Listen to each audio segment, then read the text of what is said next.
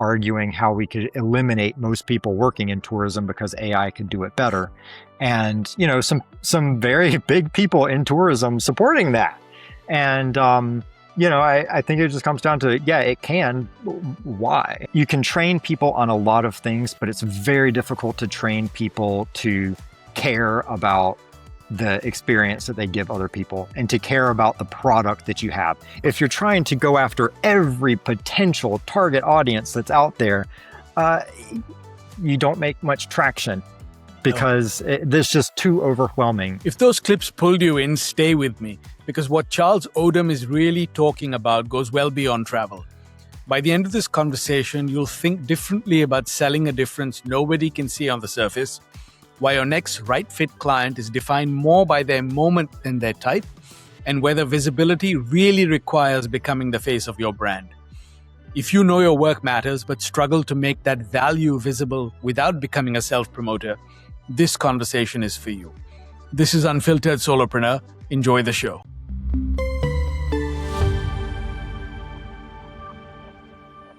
Hello and welcome to a new episode of Unfiltered Solopreneur. I'm your host, Nikhil. My next guest is a builder and tinkerer at heart, a recovering tour guide who once helped a Berlin bike tour company outrank a fairy tale castle and is now on a mission to fix the travel industry, one local booking at a time. Charles, welcome to the show. Thank you so much for having me. I'm excited to chat with you today. I am excited for our conversation. So you went from tutoring for pocket money as a math and science kid and working in a DC bookstore to moving to Berlin, a city you'd later call a rough relationship that was worth having. So looking back, what did Berlin give you that you couldn't find in Washington? Oh, wow. Geez, that's a great place to start. Yeah, and you're right. I've done a few different things. From working in the bookstore in DC, which is where I went to university in Washington. But part of my university was in Berlin. So I went back and forth. And after living in DC for a while after graduating, I missed Berlin. There was something about it that I missed. And I don't know, for a lot of people, I think we search for a place that feels like home. And Berlin always felt like home for me.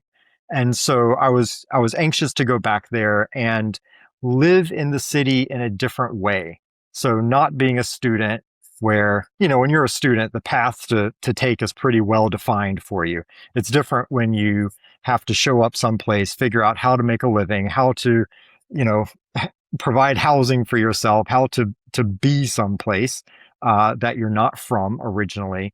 That's a completely different challenge. And I wanted to tackle that and see if Berlin was still the place for me when I was out of the comfort zone of being around the university there. So that's what I did. And yeah, it worked out. I ended up sticking around for more than a decade in Berlin. So it was that sense of feeling like it was my place, where it was just the right time for me, the right energy. And luckily, I got surrounded by people who were just really wonderful people that I could grow with professionally, personally. So a lot of things just aligned. And that happened to be the place where that happened. Yeah, and you're right. You experience the city very differently, right? I mean, I went to school in Boston, which is very much a student town, but it's very different if you live there once you've graduated. Like you said, you have a very different, maybe a more mature relationship with the city than you do as a student, right? So, oh yeah, it's different. Yeah, and I'm curious though, did you decide that while you were in school there that I want to come back and sort of start, have that different relationship, or was it after you came back to Washington that you sort of felt a yearning to go back? It was after I got back. Sometimes the grass is always greener on the other side, right? Yeah. So when you're one place, you kind of yearn to be somewhere different. And when I was in university in Berlin, it was tough. It was not an easy path. And I was also much younger then. And so I was still trying to find my way in so many different aspects of life. It was challenging. And so when my time in Berlin was done as a student, there was a lot of familiarity to go back to Washington, D.C., which I knew quite well. I had lived there for a few years already. Um, it was nice to go back and to be back in the place that things were totally familiar. But what happens is you get back and realize it's not so familiar after all, because when you're away, you are transformed in some way, and when you go back, it's never really quite the same.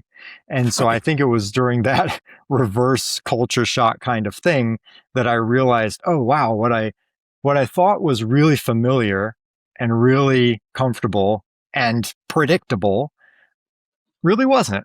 And Right. you kind of have the rug pulled out from under you on your sense of feeling like you're in control or that you are in the right place, because you know how everything works, and you know what the expectations are for you. And now all of a sudden I was quite confused, like, okay, this isn't the same place that I remember.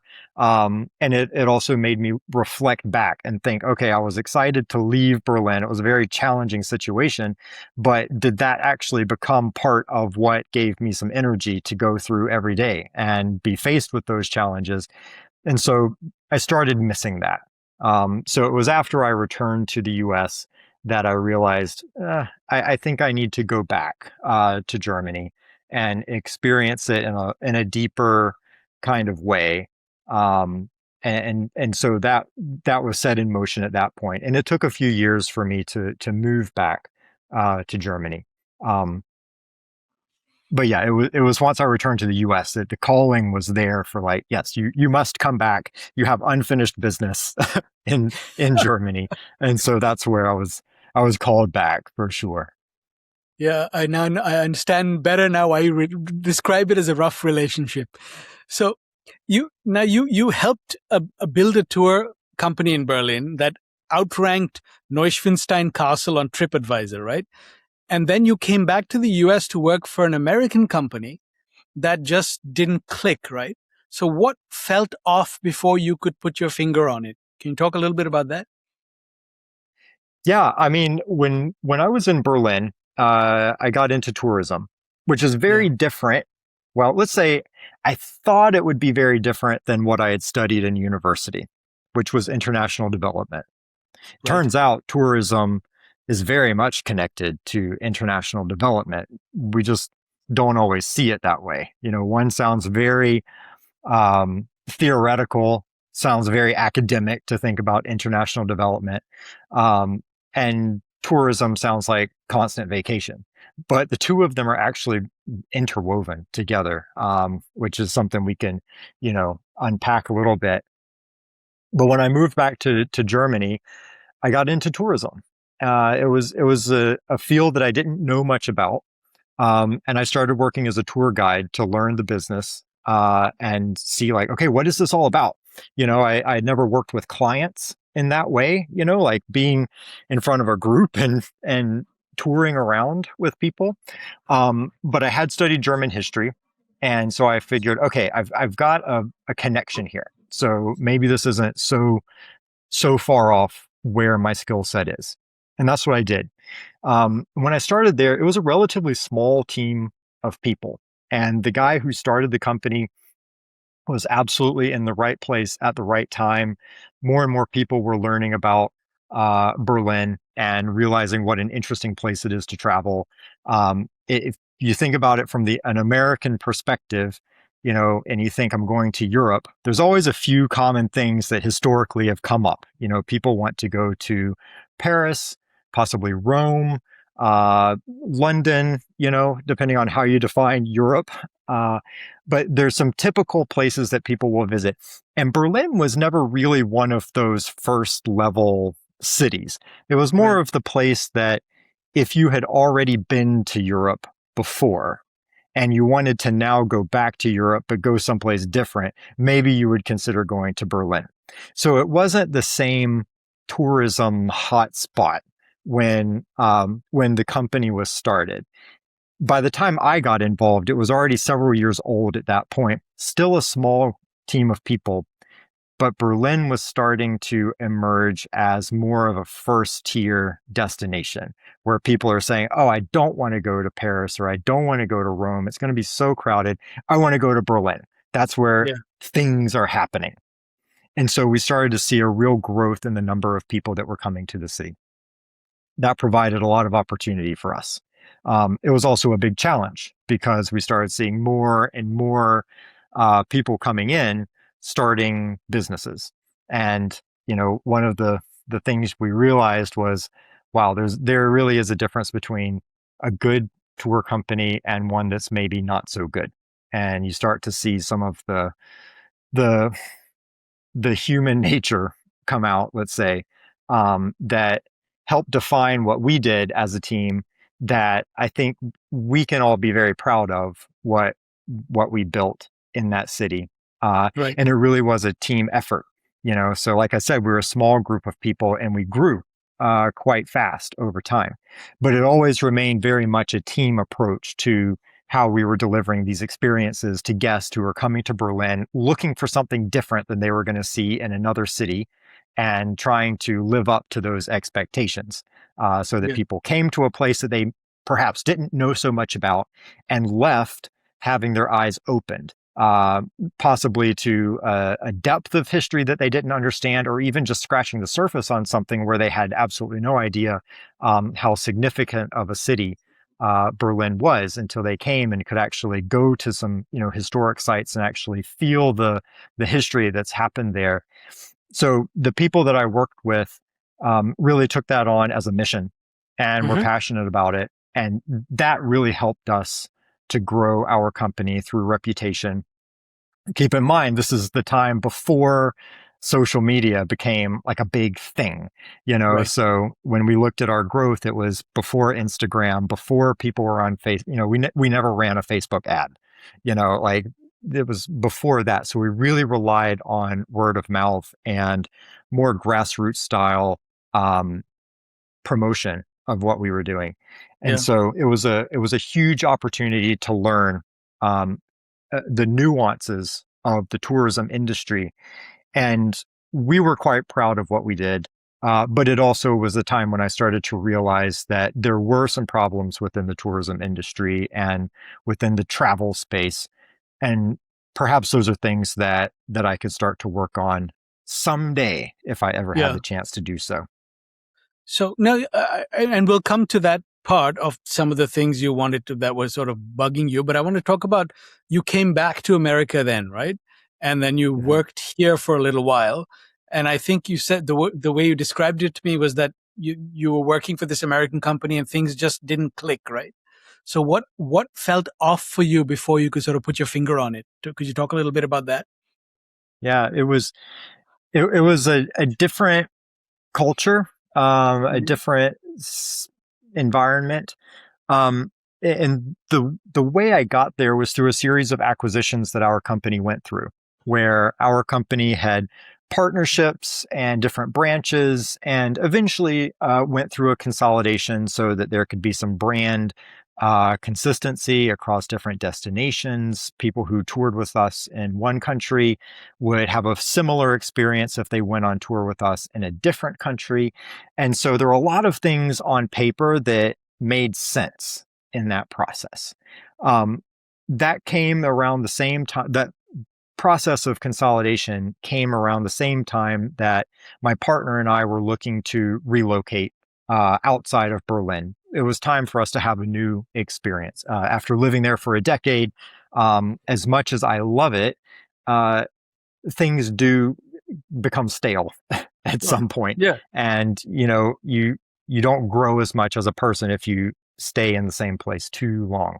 And so we decided it was time to leave. And at that time, we were visiting family that I have in the United States, and we realized, what, this could be our next place to stop over. So we decided to relocate to the US. And because of that, I was able to move to our American branch of our company. My role was still on a company level, so I was still working with our teams across the various countries where we had operations, but I was officially working based out of the U.S. and with that new team of people, lovely people, Yeah. and people that were extremely energetic and hardworking. But you do realize again that reverse culture shock. Yeah. So when I was saying I was a student in Berlin and was there for, short stints of time and would come back to the US, there was some reverse culture shock.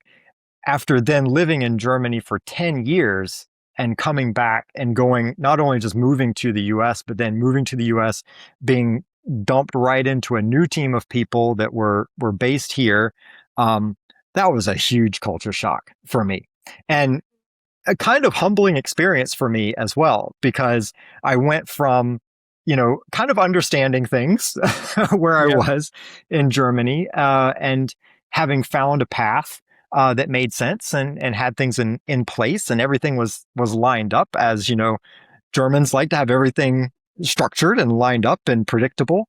Um, and then found myself in this completely different culture, and I was just not prepared for that. Yeah. And I think I made some assumptions that because I grew up in the United States, coming back would be a very easy process.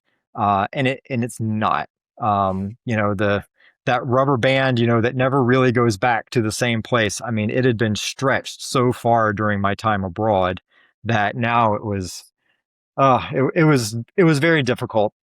Culturally, again, the grass is greener on the other side, is part of the mentality, but also just looking at things from a different cultural perspective. And I think if anyone who's listening has ever been an expat before, I think that many of us try very hard to assimilate and fit in and be good citizens wherever we move. We Yeah. tried to learn what we need to do and fit in. And so as a result of that, the German way of doing things became my default. It, Right. it, it Yeah. was a process that took a long time to rewire that like process of assumptions that your brain makes, like with that knee jerk reaction, it needs to react in a way uh, that's in line with the environment that you live in. And so after so many years, I feel like in many ways I retooled that reactive nature. And so when I came back to the US, it was like trying to stitch things back together again. And it ended up just not being uh, an easy process. And like I said, I worked with some great people, and people who clearly were very good at what they did, but culturally just a very different approach to the question of why are we running these companies? What is Right. it that we are delivering? And I think when I sat with that small team of people in Berlin, our answer to why are we here doing this was different than when I was with the team of people in the US saying, why are we doing this? And one way just connected more with who I am as a person and what I felt was important, and the other one a little less so.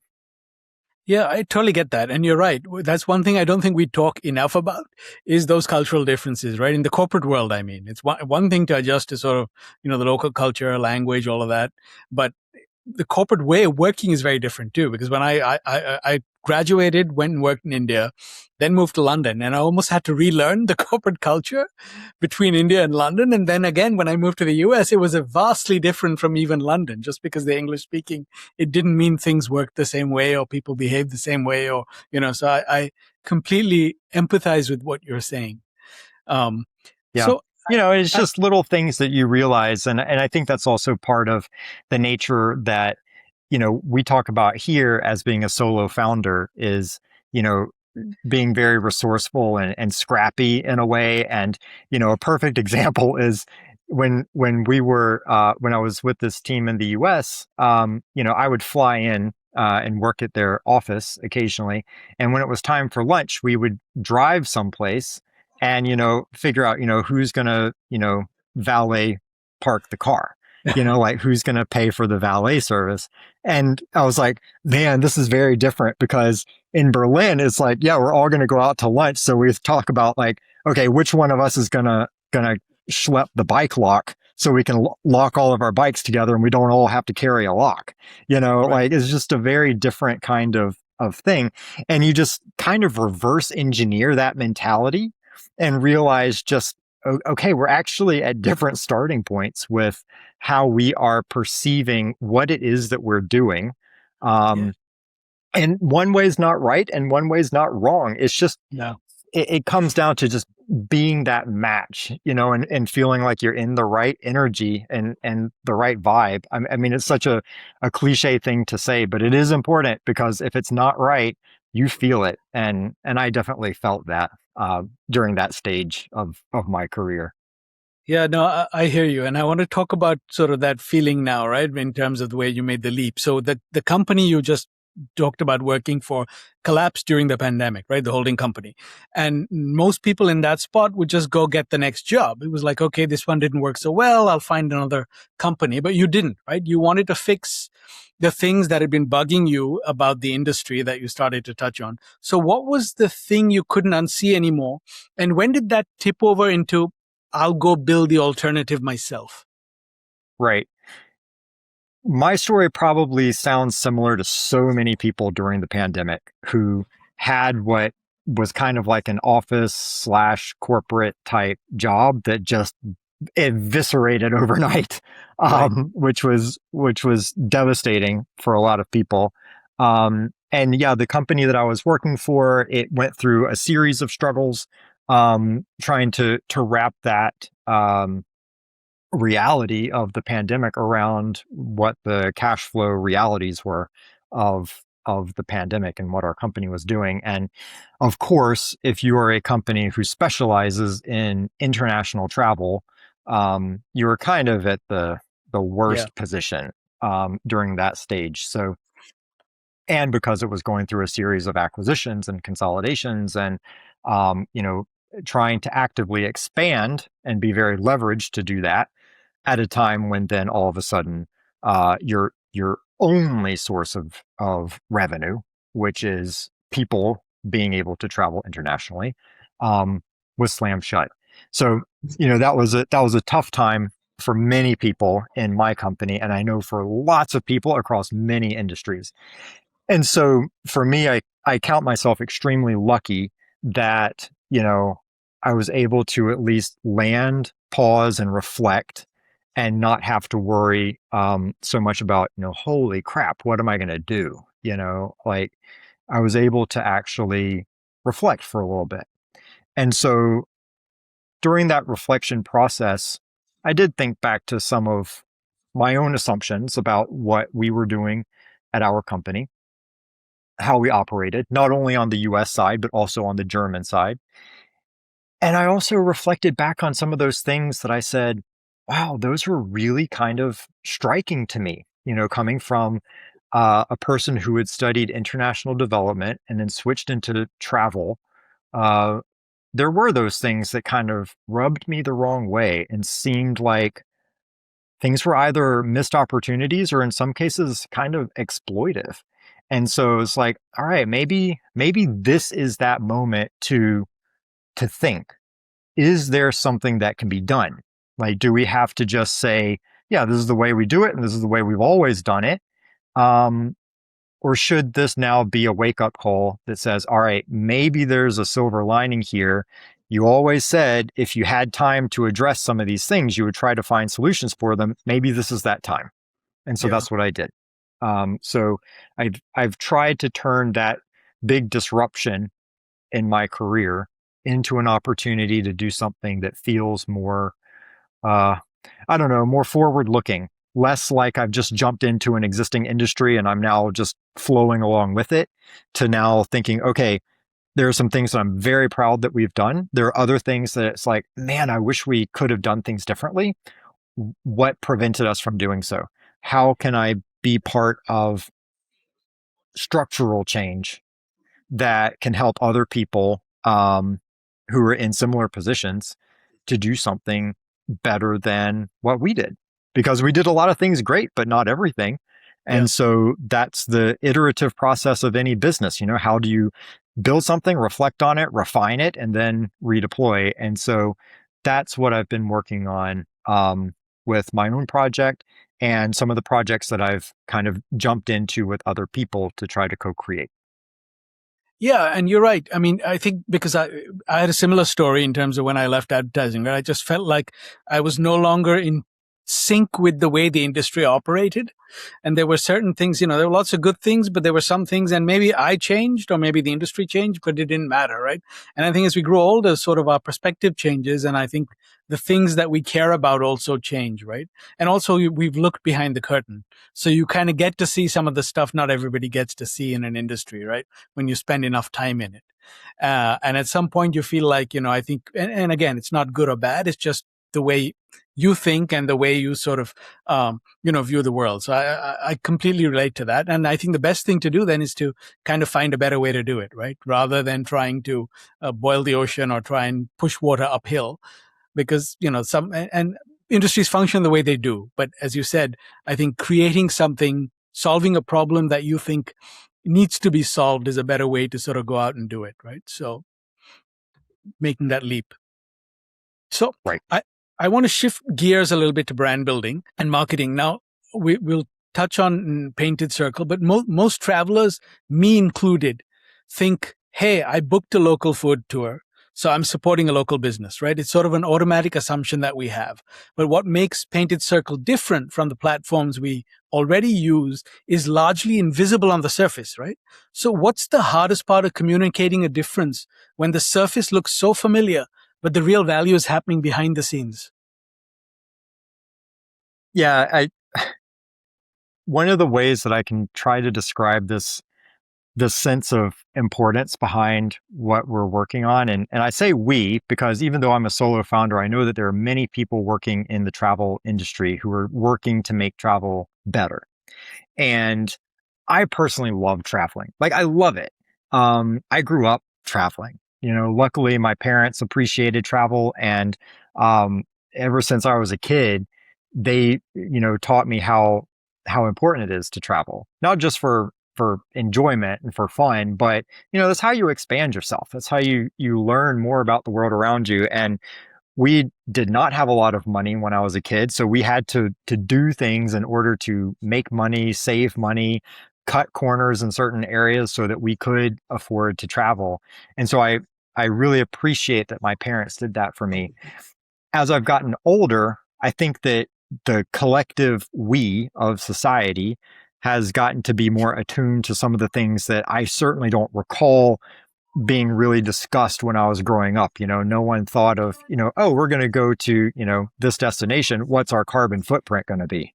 Right. Like, that was not a conversation that we had so many years ago when I was a kid. But we certainly have those conversations now. And so for myself, it's a bit of an inner struggle. I'm in such a conundrum. Like, I love traveling. I want other people to travel, but I'm aware that tourism is hard for our planet. Like, and it's hard for people and it's hard for communities. And so how do we reconcile these things together? And so that's where, I think we have to start looking to refine what it is that we do. And part of that is pulling back the curtain a little bit. But even that, I think, is really not enough. I think it's helpful for people who travel to be aware of some of the inner workings of things. But at the same time, we can't deflect all of the woes of the tourism industry down to consumers making better choices. Like, at some point, the industry needs to just make better choices to be the set of options that people have. And that's where I think the education comes in, because once more people realize kind of the bigger picture, I think that more of the companies that are working within the travel industry will start to feel motivated in order to improve what they're doing and to make their operations better. When people want to go on vacation, they kind of don't want to have to think about, like, what is my carbon footprint? What am I buying? Am I purchasing money from a reputable person? Am I being, culturally sensitive where I go? At some point, people just want to travel and have a good time. And there's nothing wrong with that. I think more people should travel. The world would be a better place if they did. What I would like to see is more companies and more travel adjacent businesses operating in more sustainable kind of ways. And so I want to support those type of companies so that the options that are available to the public are simply better options. And the structure in which people travel, that ecosystem, is just one that works better for communities when people go to them. And so that's where I think we've got a real opportunity to do things that are simple changes so that the the journey that the traveler has is exactly the same. You want to go on a trip, you research it, you book it, you go, you have a great time, and you come back and tell your friends.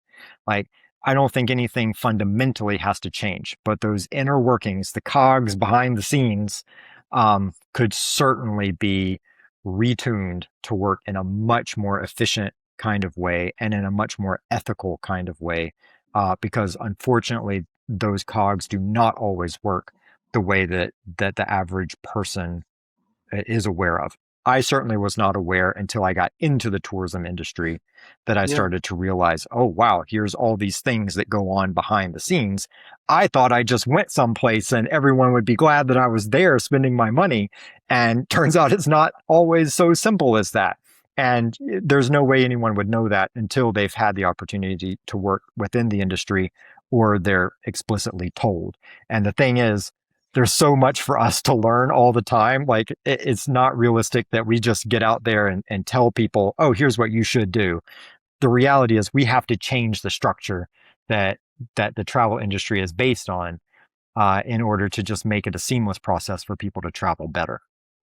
Yeah, and you're right. And it's a difficult task from a marketing and brand building standpoint too, because you're changing behavior, but through education, right? Because most people, like you said, it's not about making the traveler the villain, because that's not true. It's not, they're not going there with bad intentions or doing it. Like you said, most people think, even I think when I book a local experience, that I'm contributing to the local economy and to the people there, right?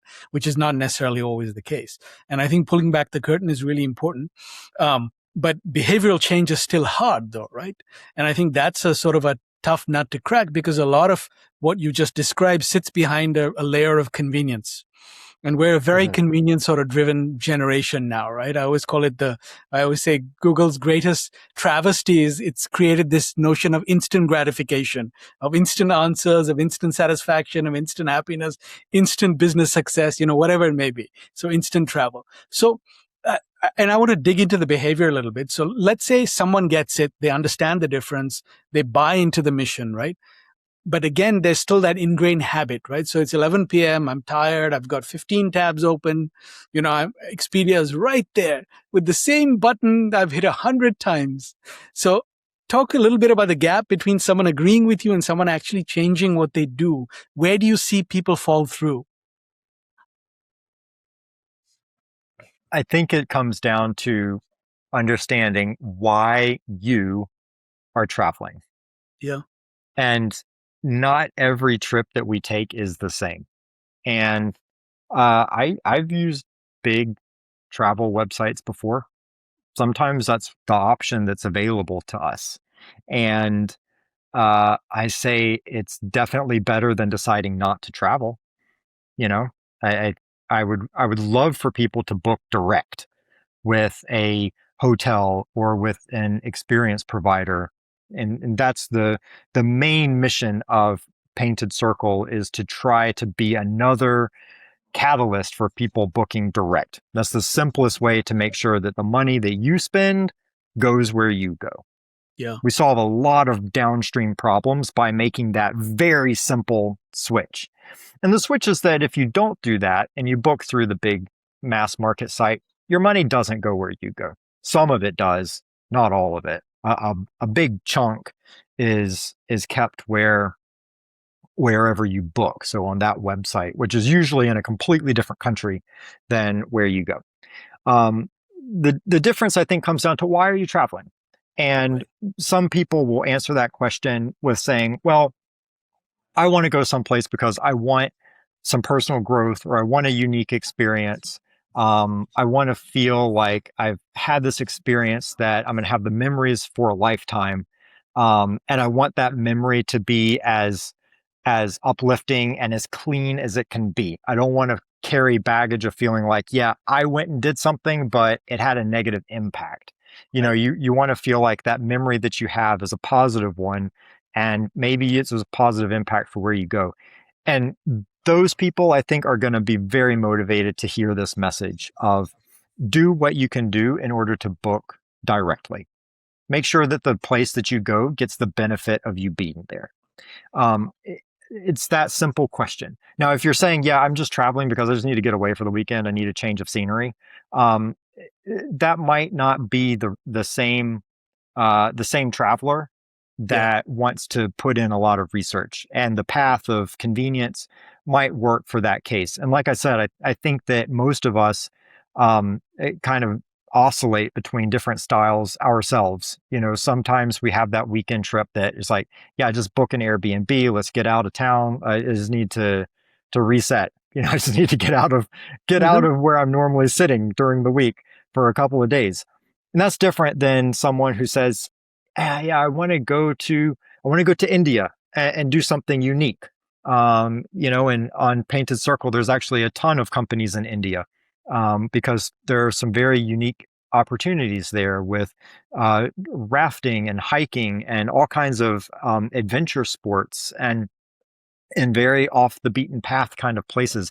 And so those people who say, I want to travel because I want that unique experience, that's the person who's going to say, all right, I'm going to keep looking, and I'm going to wait until I can connect directly with where I want to go and connect Yeah. to a person rather than a website.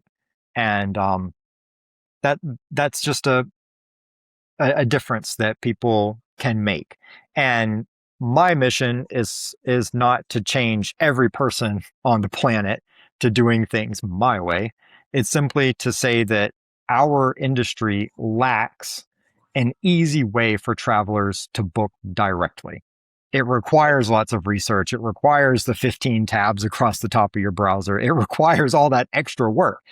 How do we just make that process easier for those people who do want to make sure that they're booking direct? That's Yeah. that's our mission. Yeah, and I think that's important, right? Because I mean, a lot of people sort of start out and want to convert everybody, right? They want to sort of go and boil the ocean and say no, no, no. And it's also you have to find the balance, right? I always say you can take a horse to water, you can't make it drink, right? And that's kind of you have to go after the audience that's already sort of inclined and open to this message. Like, I'm very interested in going and having local experiences, like you said. Like, going India's a great example where you can go and maybe spend a day with basket weavers, or like my wife's into fabrics and fabric design. So you can actually have these really cool local experiences. And obviously, when you're doing those things, you actually care about making sure that the people who are providing the experience are the beneficiaries or the biggest beneficiaries of that, right? So I think there's definitely a mistake I've seen a lot of solopreneurs sort of make is trying to go out and try and convert everybody versus trying to really focus on the people who would be open to that message, but are either not aware or not educated yet. Like myself, I will admit I didn't know this until I chatted with you, that a disproportionate amount of the proceeds don't go to the local, people who are providing the experiences. So I think that's an important Right. piece. Yeah. Yeah, it is. And like you said, it's kind of the paradox of choice, Yeah. that usually we look at from the consumer side, and we say, look, if you're a consumer and you go someplace and there's so many options that at some point people are less likely to get anything because there's so many choices that it's overwhelming. And so they're just like, yeah, I'm out. Like I can't make heads or tails of this, and they're gone. Whereas if you give the right number of choices, uh, then people will actually purchase something. It's the same thing on the founder side. Yeah. If you're trying to go after every potential target audience that's out there, uh, you don't make much traction No. because this just too overwhelming. And so that's part of the journey that I'm on with Painted Circle and with other projects of taking something that I know is a good idea and I believe it's a good idea. And I get so much warmth from people in the industry saying, oh, thank goodness you're finally building this for us, like the collective us in tourism. Like I get it, but it's still a challenge to be realistic and know, okay, this is a very big project with a very long runway to it. We have to be strategic. to figure out what is the first stepping stone that we can make on a very long journey to change a massive industry, and ultimately what's realistic to expect I'm going to change as one person. And Yeah. so part of what I can do is build my platform. And another part of what I can do is help other people to build theirs, because this is not something that one person or one company is going to change. It's part of changing the culture around how we view travel, why it is that we travel, and recognizing that people travel for different reasons. And for those people who want to travel as part of making the world a better place, and I do believe that that is absolutely possible, we need to build systems for those people. And then those systems can grow over time. So Yeah. that's where we have to start.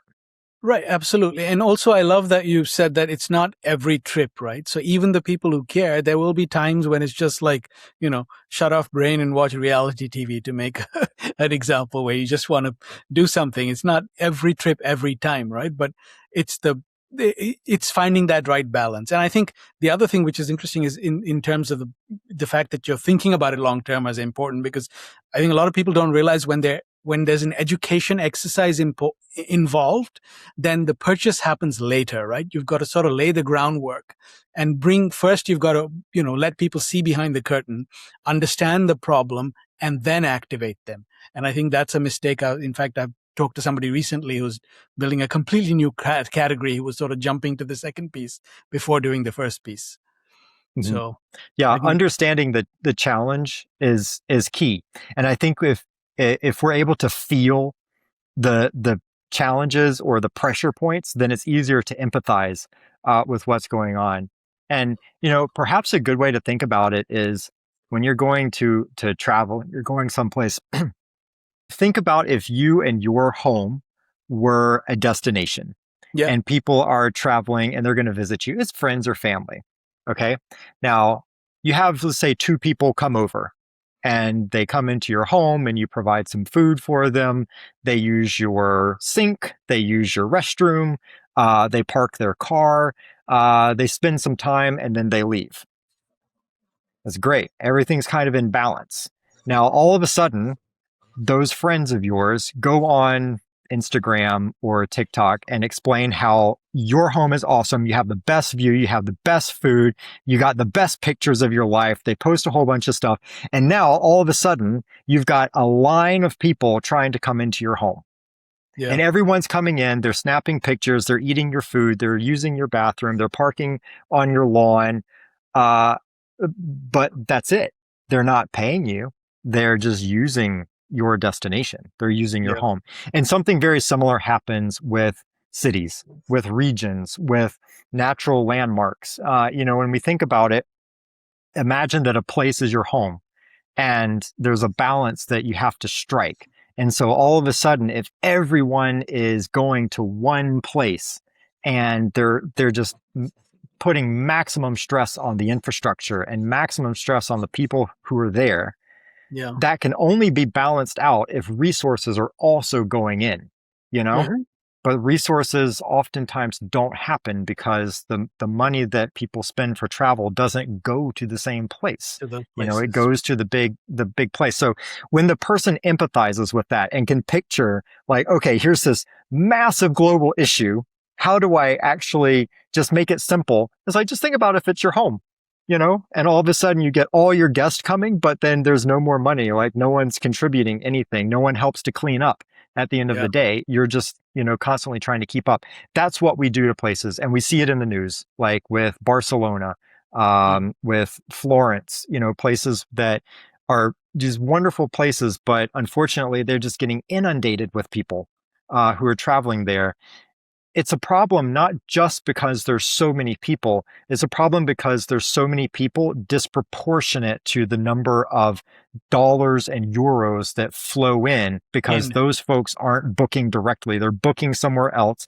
The revenue's going somewhere else. The taxes are going somewhere else. But the people and all the work that comes along with them are coming into one place. And so if we empathize with that, then I think we start to realize, I am now motivated and I'm empowered to do something different. And I do want to go to Barcelona, but maybe all I can do is I can start by just booking direct. That's going to at least get me in the right direction. Now, if I want to take it a step further, where else can I go? Why am I going to Barcelona? Is there another place that I want to visit that perhaps would give me that same experience and doesn't stress an already stressed system? And so that's where on a traveler level, we start thinking ahead. But again, we have to build the systems to make that process seamless so that we don't have to put so much effort into like researching trips all the time. We should be able to just book and go. And there's the education component, right? Like you said, I mean, until I spoke to you, I didn't know most of this, right? And like you said, if you hadn't worked in the industry, you wouldn't have known a lot of these things. And I think it's sort of been kept behind a curtain for a long time, right? So, but as we dig into this a little more, I think there's a layer of trust here too, right? So, and you said something interesting on our pre-call that you're sort of the builder, the person behind the scenes, the one who'd rather tinker with code than be out front, which I get because I have similar inclinations. But everything you just described to me with Painted Circle is asking people to trust it with something they care about, right? Their money, their values, how they travel, thinking about where they go. And with any new kind of platform, trust often, at least I've found when you build a brand, needs a face and a voice people can connect with. So tell me a little bit about how you're thinking about that tension, the part of you that wants to stay behind the curtain and a brand that probably needs you out in front of it. It's a struggle. I love having these conversations because we get into the nitty gritty of what I'm building. And then, I listen to other people with what they're building, and it's all really interesting to me. And I love kind of going down the rabbit hole, but I am eternally the introvert. Like I'm a systems person. Like I see things and break it down into systems, and I do have to catch myself because not everyone is open to a suggestion. And so, sometimes I do get into trouble, like just over analyzing something to death. But I think that there does need to be a face to what we're doing. It just doesn't have to be mine. I mean, this is as good as it gets. But the thing is, the reason our company was successful in Berlin was not because of this face. It was because there was a face of lots of different people who were facing our guests and were doing just a really kick-ass job of what they did, and they cared. Now, behind the scenes, there was this face and a few others who were working behind the scenes to support those people who were working in front of guests. There's all kinds of people who are needed in tourism, and there's all kinds of people who are needed when we look at sustainability businesses in general across all industries. Yeah. Some of those people are going to be great at motivating others, convincing others, of just rallying people around. But they may not be so good at building the systems around which people rally. So there's a need for lots of different minds and energies and skill sets that are there. With Painted Circle, my goal, and it's still very much a work in progress, is to make sure that the voices who come through are the voices of the people around the world who are building really interesting travel experiences. That doesn't need to come through me as a filter. It needs to come directly and authentically from people who are doing really good work. The great way to explain this is if you go to a mass market website, it is sometimes very difficult to figure out who is the person who owns this company. So we talk about trust, and we're trusting really an algorithmically driven platform that's based on some metrics, that's based on reviews, but it's primarily based on sales. So they're looking at where are we able to display certain activities and experiences? How can we drive a particular conversion rate? And what are we learning from the data that each one of us is dropping into these websites in order to sell us more. And Yeah. so we're trusting that system to work. But the next time you look for travel, go in and see how easy it is to figure out who is the person behind this experience that I'm doing. And on many platforms, it's very difficult to find out. In the EU, there are actually some regulations that make it difficult to completely obfuscate who owns the companies, but it's still very difficult. So they'll be very selective about the pictures that are there to make sure that you're not wearing a uniform that has your company name on it. And the reason is because they don't want you to know. They don't want you to know who owns the company, because then you might go and book directly with them and cut out the middleman. And my approach is, I want you to know who the owner is. Like, I want, the ultimate goal is for you to book directly with them, because we made our company very personal. And I think people appreciate that. I think that's Yeah. fundamentally one of the reasons that we were successful, is people came on tour with us and they didn't feel like, you know, sheep getting herded, you know, through some kind of machinery. It was very personal, and people there took it personally how we ran our company. And that's part of the hard reality of it as well, is some of the things we did great and other things not. And the things that worked great, we took as massive personal wins, and the things that didn't work great, we still think about to this day, like, man, how could we have done that better? And it's because it was very personal. And there are thousands of entrepreneurs around the world starting tour companies, running tour companies, who have that same level of personal passion about what they're doing, because it's Mm-hmm. their company, it's their brand. People are in tourism. It's like people who start up companies generally do so because they want to share something. They want to share their city, their town, the nature around them. They want to share an experience. They want to share a skill that they have. It's about sharing. And Mm-hmm. so their ability to convey, hey, traveler, come visit me. This is who I am. This is what I do. This is why you're going to have a great time. And you should feel confident to book with me. My goal with Painted Circle is to help our platform be that stage for those people, not for me. I get that, but I still think there's a two-layer exercise you have there, right? And I love that you're going to give them voices, because it's like, if I'm inviting somebody into my home, I want to make that personal connection and invitation. I totally get that. But your passion is like, you can't make that up in terms of what the way you think about it. And I still think there's an education layer of first getting people to sort of understand what the problem is before you can connect them to the individuals who who will offer those experiences. So I think it's sort of a two-pronged thing, is the way I think about it.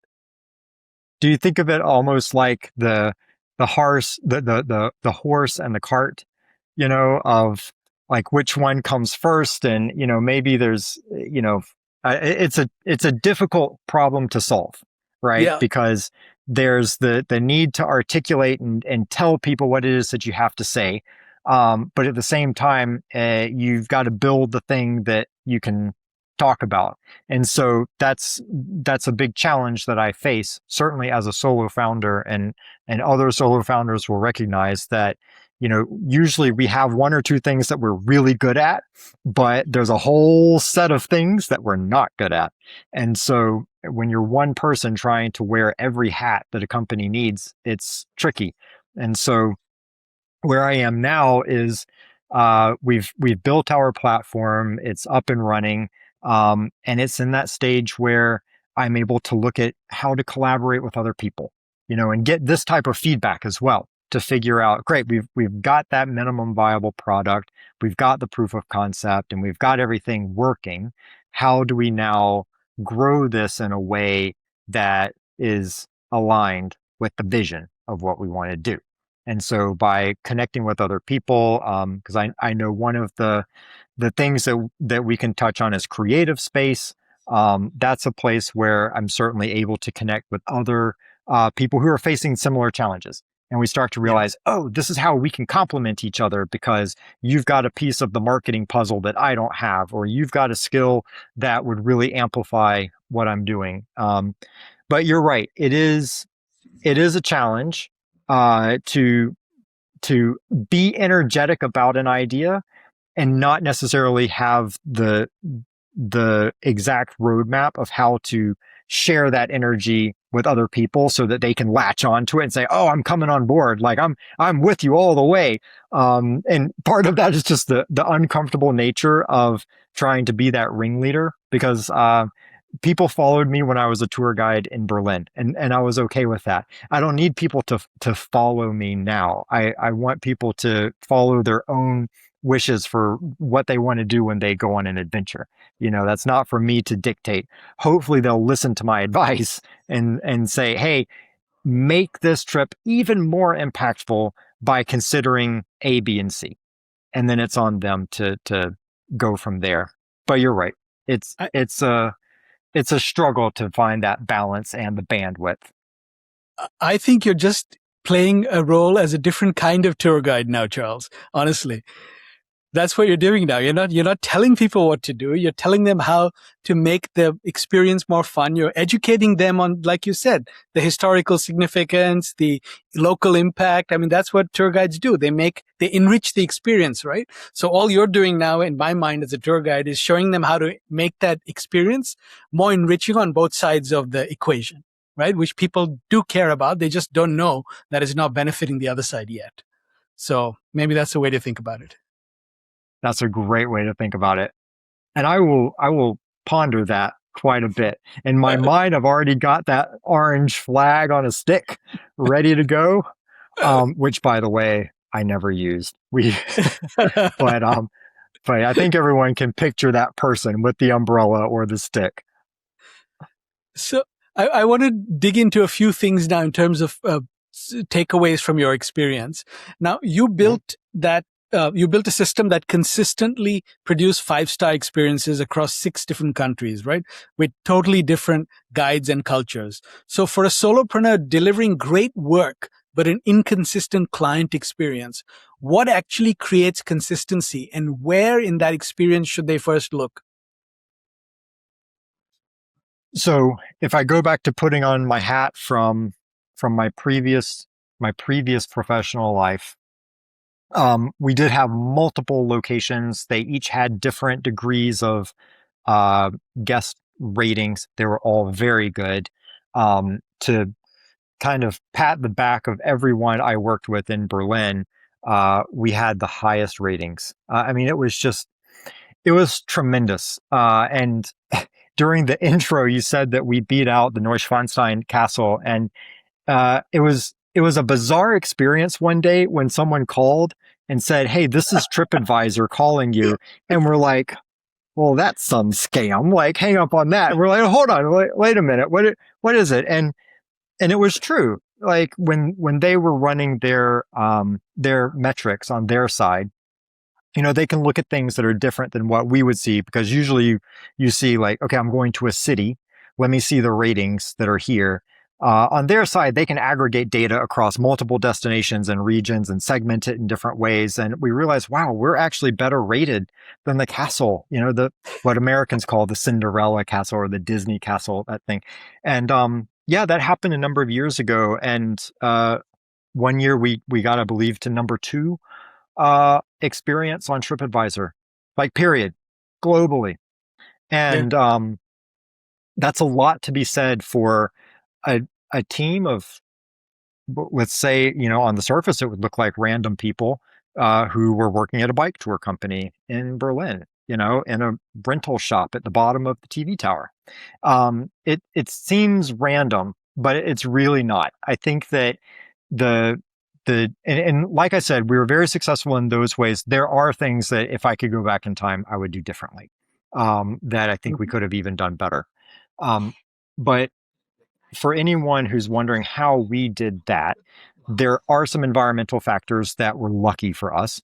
The right place, the right time. That's part of it. Other than that, the next thing is people alignment. Having the right people. Like you can train people on a lot of things, but it's very difficult to train people to care about the experience that they give other people and to care about the product that you have. And we had tremendous buy-in from the people who worked for us. Like it was just that is absolutely the part of the equation. If that wasn't there, nothing else would work. So many other things you figure, okay, this is how we tweak this and we tweak this and we tweak this. You cannot tweak having the wrong alignment of people. There's not right people and wrong people. It's just, do you have the people who are aligned in the right way with the mission of what you're doing? And for us, we had to have people who cared about working with a really diverse set of travelers who would come to us. They had to care about the history and more than just reciting information. Berlin is it's a beautifully tragic place. I mean, I don't know how to describe it in just one sentence. I mean, you've got amazing things that have happened there, and you've got horrible things that have happened there, and it's a delicate thing to take people on a tour where people are on vacation and they want to have fun, and yet you have to talk about some very tough things. And so that's not someone reciting a script that is able to deliver that experience. It comes from someone understanding, empathizing, and really just being connected to that history and to the city. And so we put a lot of energy into the systems that would allow us to find the right people that were aligned with that vision of what we were doing. And those systems over time then morphed into, okay, we've found a way to recruit people. Now, how do we train them? How do we retain people? How do we let their experience really translate to our guests? How do we make the guests feel connected with who we are? It went from a people challenge to then the systems challenge. Grow a company, have more and more people, but hold on to that core feeling that we have of that small group of people. That's the recipe that makes it successful. And so all the systems were to support keeping that same feeling of the mom and pop, the guy who started the company at the right time in the right place and with cool people, you know, that's what he started. And then all of us had to figure out, how do we keep that as we go through time and as we see the numbers of people increase, as we see the number of competitors increase. It comes down to people, then people supported by the right systems. Yeah, no, I love that you said that, and especially in the age of AI, right? Because there are things, systems and technology you can sort of tinker with, right? But in terms of, like you said, the alignment and the values, I had a very smart young man who's building a coffee company on a show a few months ago. And one of the things he said was that when he was hiring, he was making his first hire, and he said, I'm looking for a human being who has the same values, who's aligned with the mission and can make human connection. Because he said, I can teach them technical skills. I can teach anybody technical skills. But the other piece I can't teach, right?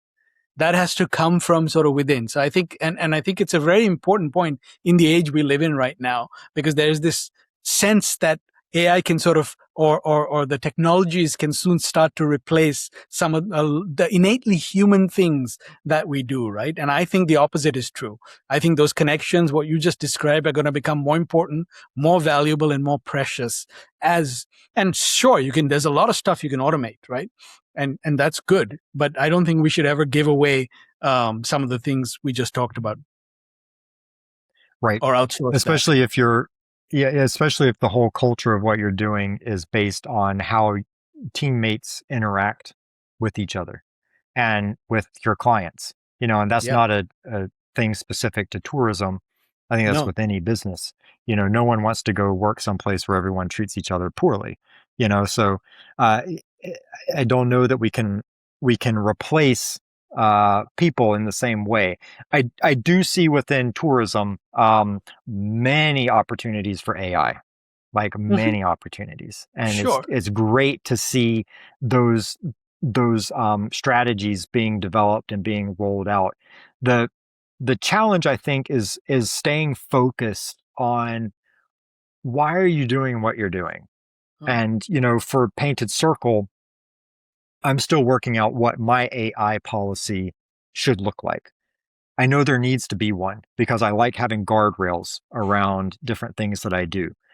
But it the policy needs to exist to support the people to do what they're doing, and it Yeah. supports the why that is underpinning your organization. And so if we can't answer those questions, then you have a different issue. You're trying to put AI as the answer to a question that you shouldn't be asking. Um, Travel tends to be an early adopter of a lot of technology, and so it will be interesting to see how AI is leveraged um, in ways beyond just selling more. Yeah. But I think you're right. There was actually a great LinkedIn thread a while back that was arguing how we could eliminate most people working in tourism because AI could do it better. And, some very big people in tourism supporting that. And, I think it just comes down to, yeah, it can. Why? Like, why?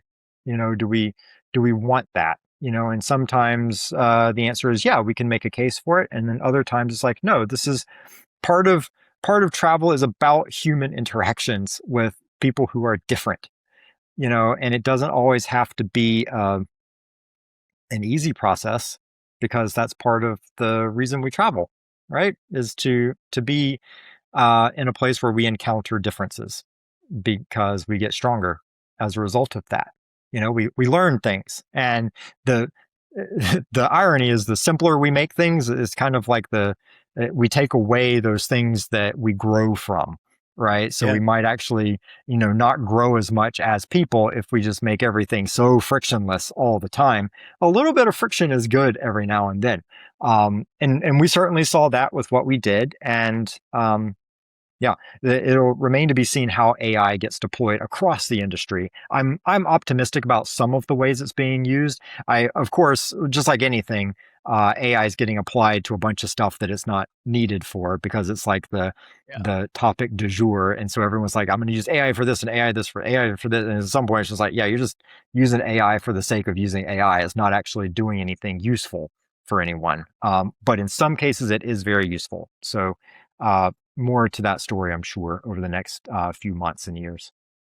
Yeah, absolutely. And I think Maya Angelou said it best, right? People will forget what you did, what you said, but they won't forget how you made them feel. So I think that's the thing Right. you got to always remember. I always say that's one of the greatest brand truths that anyone has ever uttered. And also, I mean, the funny thing is, as solopreneurs, it's still the human piece, right? Like nobody's ever told me, oh my God, Nikhil, your CRM automation was brilliant. That's why I will recommend you to people. Right? I mean, it doesn't matter. It's just the experience of working with the human, and that connection is what people look for and what people remember and what people recommend, right? And refer you for. Oh, So yeah. I totally Yeah. I agree. mean, are you going to be super excited if you get the world's most beautifully formatted confirmation email? Yeah, It's exactly. like, Who's going to remember? yeah, maybe Yeah. not. Like the smoke and mirrors, like who are you trying to prove something to with this? It's like, no, you can actually just base it more off of the experience that you have, Yeah. and I think that there's a lot of places who can use AI to up their game on some of those, secondary things. But the core of it always comes down to, are you going someplace where people give a damn about what they're doing? Yeah. And you can't polish over that with, some slick AI tools. If you get there and people don't care, um, game over. Like that's the thing. And so for anyone starting any business in any industry, I think that's what it comes down to. Like, do people care about what they're doing? The people who are working with you, um, and everything else is to support their ability to care about what you're doing. And if it's AI, great. If it's some other type of systems or automation, great. It has to support the, why are people showing up to work for you each and every day? Like Yeah. that's the thing to look at. True. As I said, I think that becomes more important in this age of AI. The AI gold rush, and I think a lot of it is just like you said, throwing AI at everything is desperately trying to show some ROI, because everyone's struggling to do that right now. So with the vast amounts that are being spent, but again, we Mhm. could probably do full episodes on AI. So um, Last question before we go to our rapid fire round. If you had to give one piece of advice to someone wanting to start their solopreneur journey, what would you tell them? Start simple. Start simple and just do something. Yeah. Learn from it. You can revise it, iterate, pivot, change course. But you can't do any of those things if you just don't start. And so don't overcomplicate it. Just do something and learn from it and move on from there. Yeah, I love that because you're right. A lot of time we sort of get stuck in analysis paralysis and you don't really learn anything that way. All right. Right. So that takes us to our rapid fire round. Are you ready? We're looking for one word, one sentence answers. Okay, I hope I'm ready. Oh, you'll be great. The most German thing that still lives in you. Oh man. Sense of time.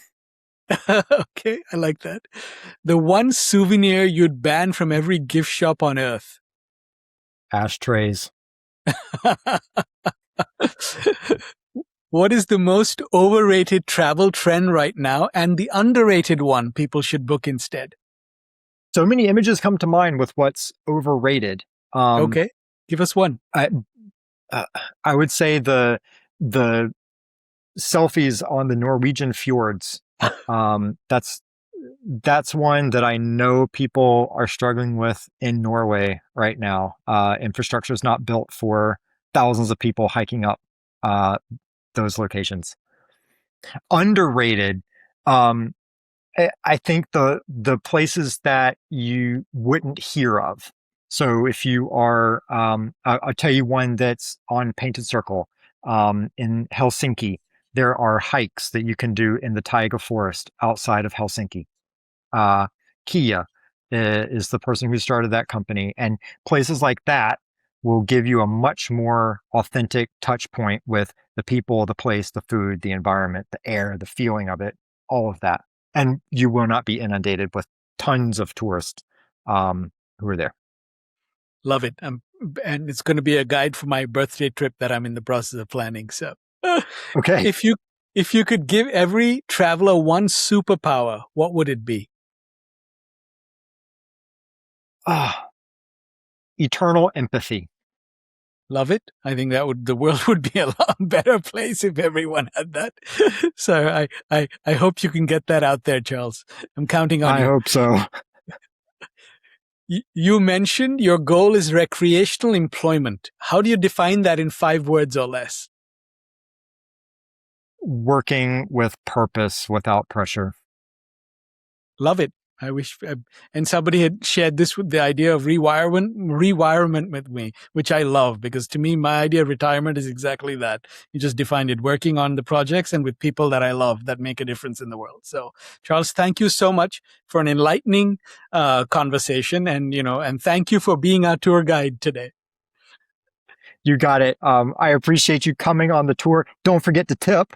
I would say as your tour guide. But no, I loved having this conversation, and hopefully people are maybe more curious now about the inner workings of the travel industry. Great message to end the show on. And Charles, I will tell you though again that I think it's your passion that will drive people to do what you just described because it's so authentic. It's infectious. Well, thank you so much for that. Genuine place. Yeah. Thank you. And yeah, for anyone who's inspired, hopefully, by this, start just thinking of your next travel. Like think about where you're going to go, why are you going to do it, and then figure out how to make it happen. And if Painted Circle is part of that, great. Otherwise, hopefully you now know, hey, if nothing else, find a way to connect directly and connect with the why you're going someplace, and then do it, make it happen. Great message. And we'll have the link to Painted Circle in the notes, so you can look for that. Thank you. Thanks so much, Nikhil. I want to share a few brand building shifts that stood out to me from Charles's journey that apply to you. The first is this. When your difference is invisible, your first job is not to sell the solution. It's to expose the assumption.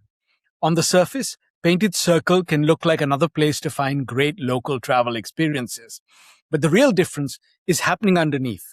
Who gets the money, who controls the relationship, and whether the local business actually benefits from the traveler showing up.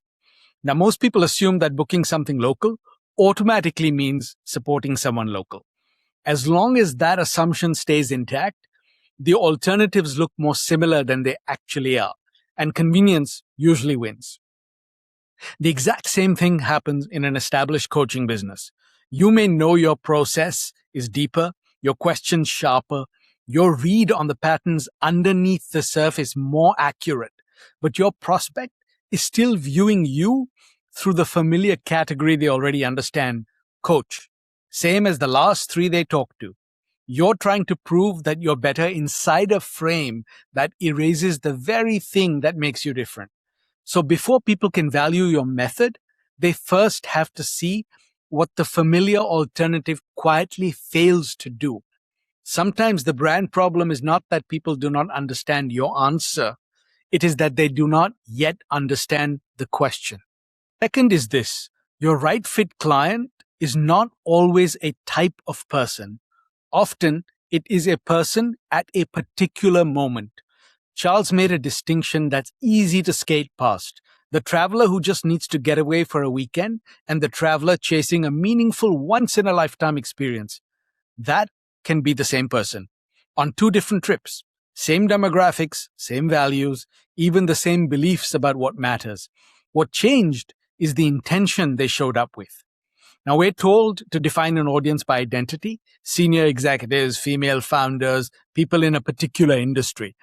But if you're an established coach, identity isn't your problem. You already know exactly who you serve. The harder question is when they actually decide to buy. And what drives that decision usually isn't who they are. It's what's happening in their world right now. The season they're in, the thing that just broke, the pressure that wasn't there last quarter. A prospect can believe in everything you stand for, admire your work, even like you, and still not move forward because the problem doesn't feel urgent enough to them today. So the sharper question is, what has just happened that makes this person willing to do it differently now? That moment is often where your clearest message and your shortest path to revenue begins. And the final takeaway is one that is close to my heart because I hear it constantly from thoughtful, quieter solopreneurs. You don't have to be the face of your brand, but you do have to be the source of its conviction. Charles was refreshingly honest. He called himself eternally the introvert, a systems person, someone who'd rather tinker behind the scenes than stand out front. And his instinct was that the brand needs a face, but it doesn't have to be his. It can be the voices of the local hosts doing the real work. I push back on that a little bit in the conversation, and I'll say it here too. You can hand off the spotlight, the posts, the stage, the being seen part. What you can't hand off is the belief that made you build the thing in the first place. Charles's passion for fixing the industry is not something you could fake or delegate.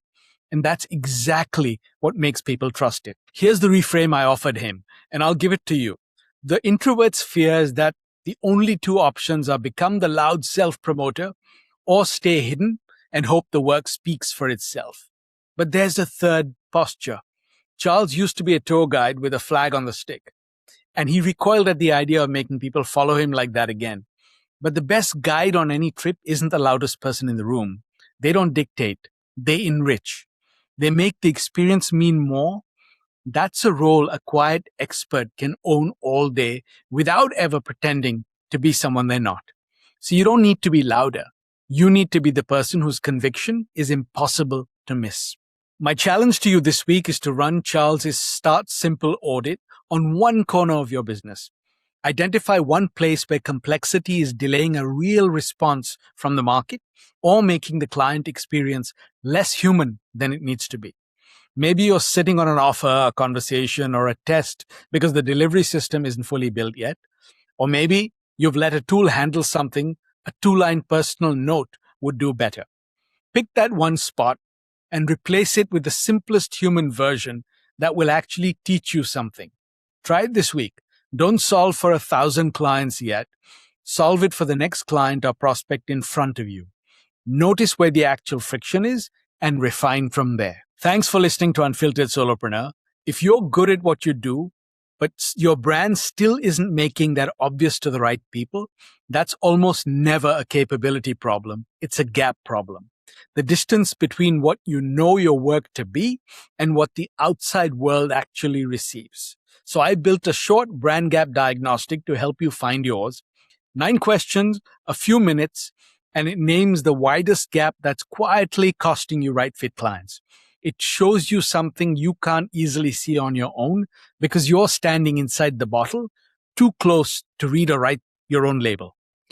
It's at boostsolo.com/brand gap diagnostic, and the link is also in the show notes. Take it and notice where the gap has been showing up in your business. And remember, your story is your most powerful asset. Live solo or die corporate.